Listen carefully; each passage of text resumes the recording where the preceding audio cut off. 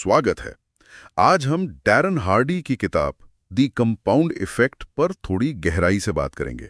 हाँ बिल्कुल, ये किताब इसके कुछ खास आइडियाज हैं। हाँ, हमारे पास इसके कुछ अंश हैं और आज हम यही समझने की कोशिश करेंगे कि कैसे वो रोज के छोटे छोटे काम जो हमें दिखते भी नहीं ठीक से, अनदेखे से। हाँ अनदेखे से काम, वो कैसे वक्त के साथ जुड़कर बड़े कभी कभी तो हैरान करने वाले नतीजे दे सकते हैं। बिल्कुल, और देखिए ये कोई वो जल्दी अमीर बनो या रातों रात सक्सेस वाला फॉर्मूला नहीं है जो आजकल बहुत बिकता है। हाँ, वो तो नहीं है। नहीं, ये असल में उन धीमी पर लगातार चलने वाली प्रक्रियाओं को समझने की कोशिश है जो हमारे जिंदगी की दिशा तय करती हैं।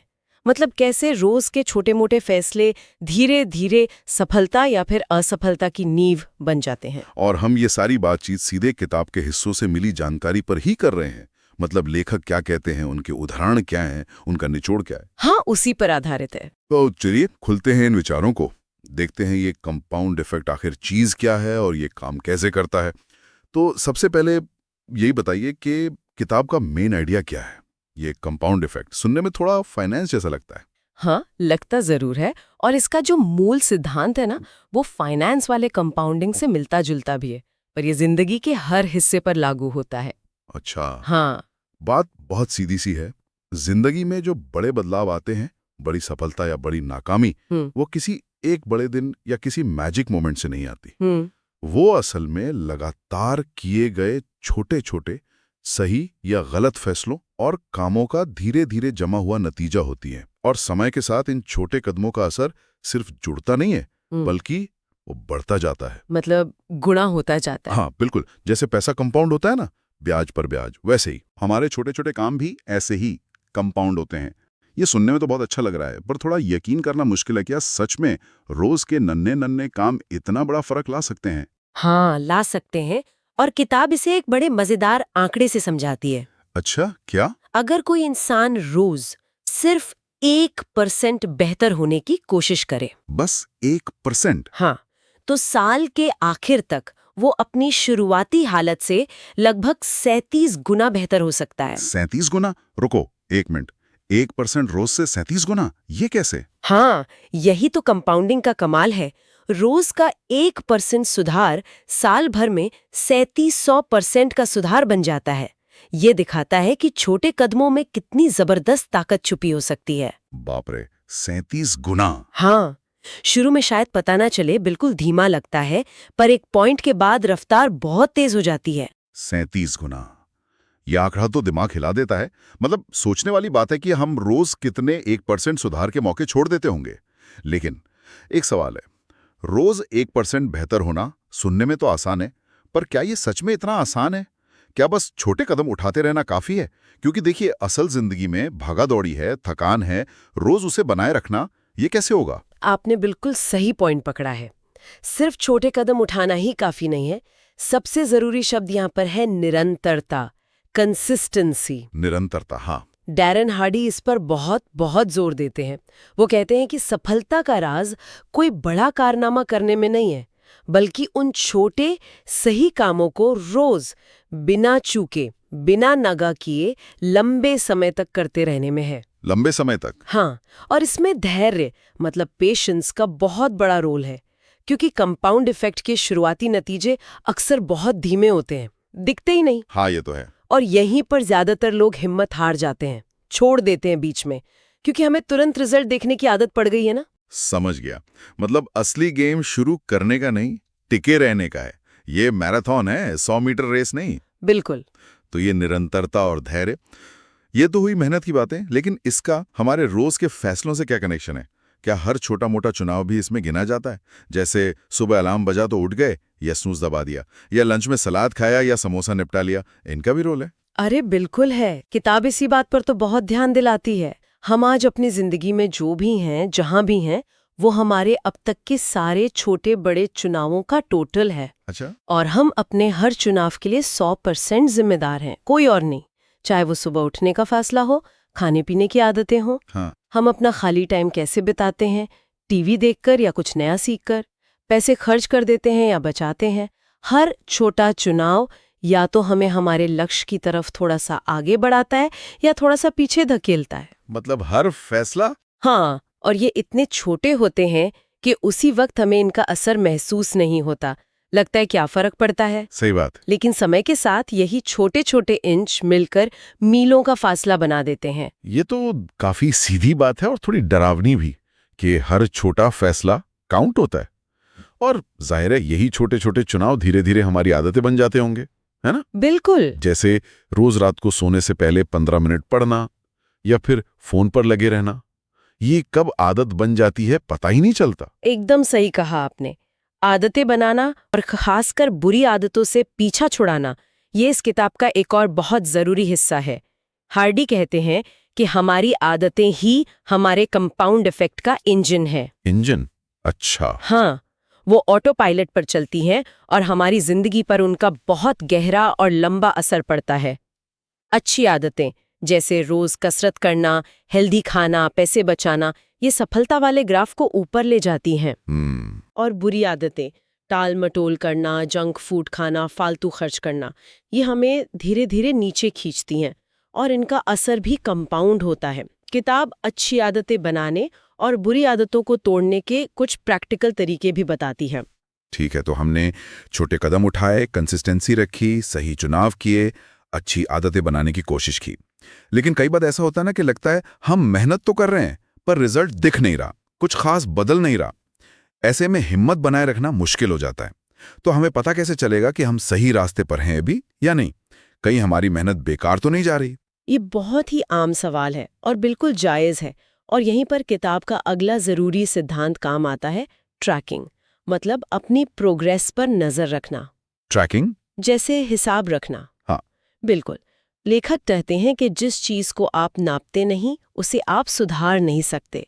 तो अपनी प्रोग्रेस, अपनी कोशिशें, अपने नतीजे, इनको लिखना या किसी तरह रिकॉर्ड करना बहुत ज़रूरी है। अच्छा। इससे सिर्फ ये पता नहीं चलता कि क्या काम कर रहा है और क्या नहीं, बल्कि ये हमें उन छोटे छोटे सुधारों के बारे में भी बताता है जिन्हें हम शायद वैसे नोटिस ही ना करें। ये बात तो है। ट्रैकिंग हमें एक तरह से जवाबदेह बनाती है और जब हम देखते हैं कि हाँ, छोटे छोटे प्रयास धीरे धीरे जुड़ रहे हैं, तो उससे हिम्मत भी बढ़ती है, खासकर तब जब बड़े नतीजे दिखने में टाइम लग रहा हो। ये समझ लीजिए कि आप अपना खुद का रिपोर्ट कार्ड बना रहे हैं। हाँ, ये बात समझ आई। हिसाब रखने से क्लैरिटी रहती है कि हम कहाँ हैं और कहाँ जा रहे हैं। सिद्धांत तो सुनने में बहुत लॉजिकल और पावरफुल लग रहे हैं, पर क्या किताब में असल जिंदगी के उदाहरण भी दिए गए हैं? क्या ऐसे लोगों की कहानियां हैं जिन्होंने सिर्फ इन प्रिंसिपल्स को अपनाकर अपनी लाइफ में सच में कोई बड़ा बदलाव किया हो? क्योंकि कहानी अक्सर थ्योरी से ज्यादा असर करती है। बिल्कुल है, और यही किताब की एक बड़ी खूबी भी है। इसमें कई असली आम लोगों की कहानियां हैं। एक बहुत ही मजेदार उदाहरण है मैजिक पेनी का। मैजिक पेनी, जादुई पैसा। हाँ। सोचिए, आपको 2 ऑप्शन मिले। पहला, अभी तुरंत 3 करोड़ रुपए ले लीजिए, कैश। वाह, 3 करोड़। हाँ, और दूसरा ऑप्शन है एक जादुई 1 पैसा जो अगले 31 दिनों तक हर रोज डबल होता जाएगा। आज 1 पैसा, कल 2 पैसे, परसों 4 पैसे, ऐसे। अच्छा, 1 पैसा जो रोज डबल होगा 31 दिन तक, या 3 करोड़ अभी? हाँ, आप क्या चुनेंगे? मैं 3 करोड़ अभी लूंगा। 1 पैसे का क्या है, वो कितना ही बढ़ जाएगा 31 दिन में। हाँ, यही सोच ज्यादातर लोगों की होती है। लेकिन यहीं पर कंपाउंडिंग का जादू दिखता है। कैसे? शुरू में वो जादुई पैसा बहुत धीरे बढ़ता है। 5वें दिन वो सिर्फ 16 पैसे होगा, 10वें दिन सिर्फ 5 रुपए 12 पैसे, 20वें दिन तक भी वो मुश्किल से 52-53 हजार रुपए के आसपास होगा। बस 20 दिन बाद भी 3 करोड़ के सामने तो कुछ भी नहीं। बिल्कुल, यहीं पर पेशेंस का टेस्ट होता है। लोग सोचेंगे धत तेरे की 3 करोड़ छोड़ दिए, लेकिन 21वें दिन से रफ्तार बढ़ती है। 29वें दिन वो करीब 27 लाख रुपए हो जाएगा। 27 लाख? ओके। 30वें दिन 53 लाख से ज्यादा।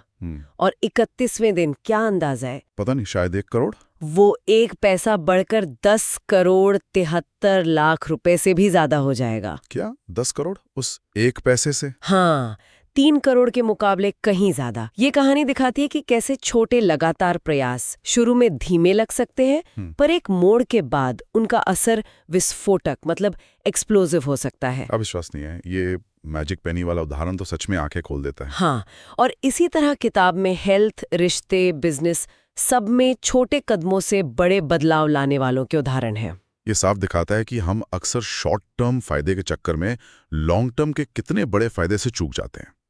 तो इस तरह के प्रैक्टिकल फायदे क्या क्या हो सकते हैं अगर कोई इंसान द कंपाउंड इफेक्ट के प्रिंसिपल्स को अपनी जिंदगी में अपना ले? कई फायदे हैं, वो भी ठोस।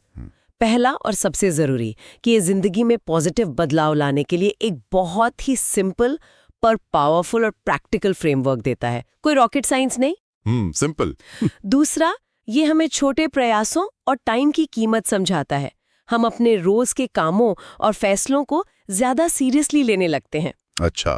तीसरा, ये हमें अपने चॉइसेस की पूरी जिम्मेदारी लेना सिखाता है और वो बहाने बनाने वाली आदत कम होती है। हाँ, वो जरूरी है। चौथा, ये आदतें बदलने और उन्हें ट्रैक करने के तरीके बताता है। और आखिर में, जैसा हमने पहले भी बात की, ये सिद्धांत सिर्फ किसी एक एरिया के लिए नहीं है। इन्हें आप पैसे बचाने, सेहत सुधारने, करियर में आगे बढ़ने, यहाँ तक कि रिश्ते बेहतर बनाने के लिए भी इस्तेमाल कर सकते हैं। ये एक तरह से लाइफ का ऑपरेटिंग सिस्टम बन सकता है। ये तो सचमुच काफी फैला हुआ असर लगता है। जिंदगी के लगभग हर पहलू को छू सकता है। लेकिन जैसा हर चीज के साथ होता है, क्या इस किताब या सिद्धांत की कुछ लिमिटेशंस या कमजोरियां भी हैं जिनका जिक्र स्रोतों में किया गया हो? कोई ऐसी बातें जो शायद सबके लिए काम ना करें या जिन्हें ध्यान में रखना पड़े? हाँ, कुछ बातों का जिक्र है। पहली बात तो ये कि कुछ पढ़ने वालों को, खासकर जिन्होंने पहले से ही सेल्फ हेल्प या पर्सनल डेवलपमेंट पर काफी पढ़ा है, उनको इसकी भाषा और कॉन्सेप्ट्स थोड़े सिंपल लग सकते हैं। मतलब बेसिक। हाँ, कह सकते हैं। ये मोटिवेट तो करती हैं, पर शायद उन्हें लगे कि इसमें बहुत ज्यादा गहराई या एकदम नए आइडियाज नहीं है। ये बुनियादी सिद्धांतों पर ही टिकी है। तो आप कह रहे हैं कि जो लोग पहले से इस फील्ड में जानकारी रखते हैं, उन्हें शायद ये थोड़ी हल्की लगे। शायद ये किताब कोई बहुत मुश्किल साइकोलॉजिकल थ्योरी या लंबी चौड़ी रिसर्च में नहीं जाती। इसका फोकस सिंपल, एक्शन लेने लायक कदमों पर है। ओके। दूसरी बात, किताब में जो ज्यादातर उदाहरण और कहानियां हैं वो अमेरिकन कॉन्टेक्स्ट की हैं, तो उन्हें इंडियन या किसी और माहौल में सीधे कॉपी पेस्ट करने से पहले थोड़ा सोचना होगा, अपने हिसाब से ढालना होगा। हर उदाहरण हर जगह फिट नहीं बैठेगा। हाँ, ये बात तो है, कल्चर का फर्क पड़ता है। और तीसरी और शायद सबसे बड़ी चुनौती ये है कि ये तरीका उन लोगों को निराश कर सकता है जो तुरंत बड़े और ड्रामेटिक बदलाव ढूंढ रहे हैं। अच्छा। क्यों? क्योंकि कंपाउंड इफेक्ट धैर्य और लगातार मेहनत मांगता है। ये कोई क्विक फिक्स या जादुई गोली नहीं है। रिजल्ट आने में टाइम लगता है। ये बात ध्यान रखने लायक है। मतलब अगर कोई शॉर्टकट ढूंढ रहा है तो ये किताब उसके लिए नहीं है। ये मैराथन दौड़ने वाले का नजरिया है, स्प्रिंटर का नहीं। बिल्कुल।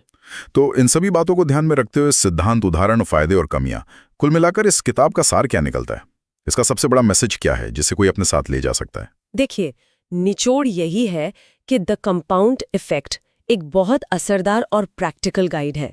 ये हमें याद दिलाती है कि हमारी जिंदगी की क्वालिटी आखिर में हमारे रोज के छोटे छोटे, अक्सर अनदेखे से लगने वाले फैसलों और कामों की क्वालिटी पर ही निर्भर करती है। टिकाऊ, पॉजिटिव और मीनिंगफुल बदलाव लाना चाहते हैं, चाहे उनका लक्ष्य कितना भी बड़ा क्यों ना हो। सबसे बड़ा मैसेज शायद यही है कि सफलता या असफलता कोई रात भर में होने वाली चीज नहीं है, बल्कि ये हमारे रोज के छोटे छोटे चुनावों का धीरे धीरे जमा हुआ नतीजा है। ये किताब हमें एहसास कराती है कि हम सब अपनी जिंदगी के आर्किटेक्ट हैं, अपने हर दिन के फैसलों से उसे बना रहे हैं। ये वाकई एक एम्पावरिंग थॉट है कि हमारी किस्मत बाहरी हालात से ज्यादा हमारे अपने कंट्रोल में है, हमारे रोज के छोटे कदमों में। हाँ। तो आखिर में स्रोत के मुताबिक क्या इसे पढ़ने की सलाह दी गई है?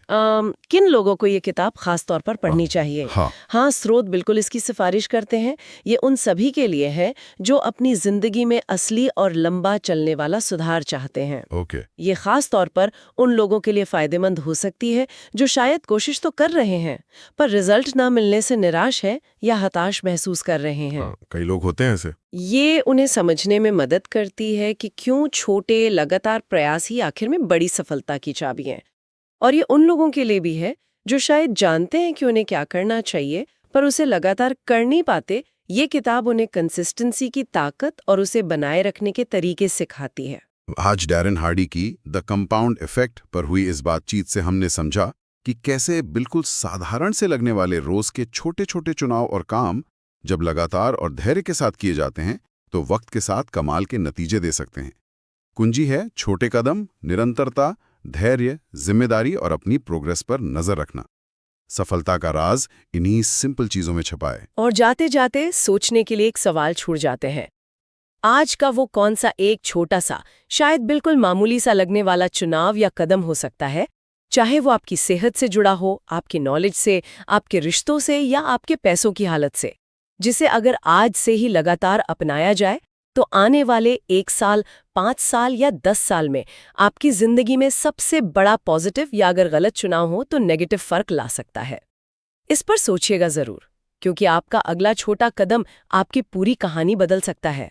अगली बार फिर मिलेंगे एक नए विषय और उसके गहरे विश्लेषण के साथ।